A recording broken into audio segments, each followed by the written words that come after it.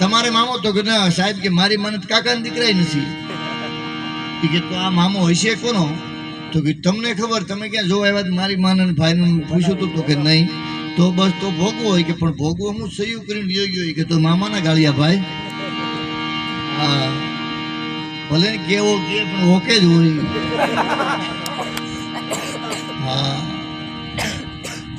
એ વ્યાખ્યા બહુ મોટી છે પણ એક ભાગવતનું યજ્ઞ છે. ભગવાન કૃષ્ણ છે, આપણે એક અગરબત્તી આપણે વાહીને આપણે જેલમાંથી છોડાવી દેતો હોય તો ગામડે ગામડે આ વખતે તો બહુ સાહેબ ભાગવતના યજ્ઞ ખૂબ થયા છે, ખૂબ મંડપ થયા છે, ખૂબ બારપોરા પાઠ થયા છે. હા માણસ સારું કાર્ય કરે ને તો કાં સારા દીકરા થાય ને કાં સારો વરસાદ થાય. આખી જિંદગી કોઈ સારું કાર્ય ન કરે તો ત્રીજી પેઢીએ ત્રિકમ જન્મે. એને બે બાજુ પાના હોય, ખાડા ખોદે જ, ખાડા બુરે નહીં. હા માણસ છોકરા હાટુ રાંદલ તેડા કરે, પુવાતા પાછા છોકરાને કોઈ ન તેડે. બોલો ચોટીલા સુધી ઉઘાડે પગે હાલી હાલીને જાય હો. પછી પાછો આખા ગામને ઈ રવેડે ચડાવે પાછો. પછી ગામને ખબર હોય કે આ ચોટીલાનો દીધેલ છે ને તો કે તો પૂરું છે. કારણ કે હવા ભૂત ચામુંડમાની દબાવ્યા આ ભૂત રીએ.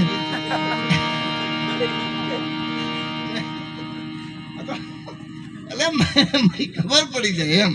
એક ભાઈના બે દીકરા અને એક દીકરી, એટલે આમ બેઠે બેઠે છોકરા પૂછે, હે બાપુજી? તો કે હા. એ કે અમારો જન્મ થયો તો તમે કાંઈ માનતા કરી હતી? ત્યારે બાપુજી ચોટીલા હાલીને ગયા હતા. ઝીણકાને કીધું તારી તો કે હાથાધાર હાલીને ગયા હતા. દીકરીએ પૂછ્યું, બે બાપુજી તમે તો કે તારી માનતા બેન, તારા મારી એક દીકરીનો જન્મ થયો દ્વારકા હાલીને જાઉં. ત્યાં મોટો દીકરો કે બધા ભીખી ભીખીને ભેગા કર્યા ને. શું કરો તમે? માણસ કોઈ જ મરી જતો. અમુક માણસ તમે ધડે હતો ને તમે પૂછો ક્યાં જાતો કે એ ખબર નથી, એને જ ખબર ન હોય લ્યો. હા નતો કોઈ પેટ્રોલ બુલેટ લેવા ગયો, 1 લાખનું આવતું છે, 1,51,000 આવતું છે. પણ ઘણા ને એવી ટેવ હોય, પેટ્રોલ બુલેટ લેવા જાય, કિંમત વિમત કરાવીને પછી શું કે ખબર, આની એવરેજ કેટલી? તો પછી રાજદૂત જ રખાય.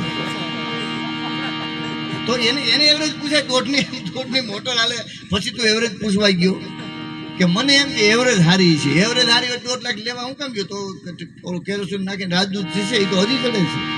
હા નતું કોઈ મોટરસાઇકલની પાછળ લખ્યું હતું કે તમારું વાહન 15 ફૂટ દૂર રાખો. કોઈ કીધું 15 ફૂટ દૂર રાખો એ તો બરોબર, પણ સરકારી વાહનમાં લખાય. તમે ક્યાં મોટરસાઇકલમાં લખ્યું? તો કે હું માવો ખાઉં છું.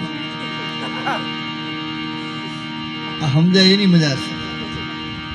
પછી કે ડખા કરવા એના કરતા કલાકારો જોક્સ કરે, બુઆ તક 800 બે પતિ પત્ની, થાળી વાટકો બે પતિ પત્ની, ગોળી બે પતિ પત્ની, સમસી બે પતિ પત્ની, ગલાસ ને ટબુડી બે પતિ પત્ની, પ્યાલો રકાબી બે પતિ પત્ની. પહેલા રકાબી પહેલા ચા આવતા.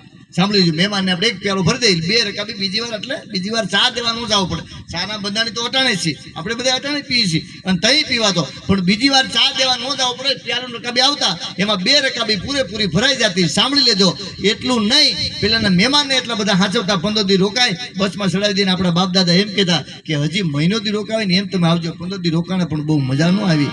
આજના મહેમાનને સાંભળી લેજો, કોઈ મુદ્દો કાંઈ હાચવવો જ ન પડે. એટલું નહીં, આજ આપણે ઘરે મહેમાન આવશે, આપણે બધા જોઈએ છે, આપણે ઘરે મહેમાન આવે, આપણે ખાટલે જ બેઠા હોઈએ. જમવા ટાણે ઘરમાંથી અવાજ આવે, હાલો જમવાનું થઈ ગયું, આપણે શું કહીએ?